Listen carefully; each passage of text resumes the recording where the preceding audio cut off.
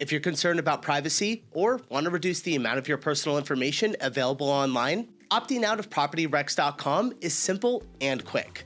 In this video, I'll show you exactly how to remove your information in just a few easy steps. Start by visiting the PropertyRex.com homepage. Scroll to the bottom of the page where you'll find the Remove My Info button. Click it to begin. Once you're on the opt-out page, you'll see a form to search for your information. Enter your full name and your city or state.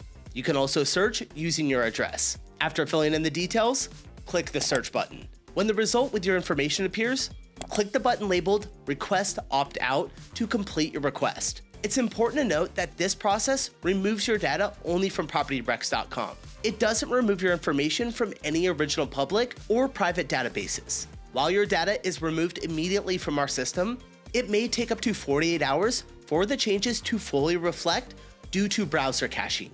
At PropertyRex, we're here to assist you in protecting your privacy. If you need further help or have any questions about the opt-out process, don't hesitate to contact us for support.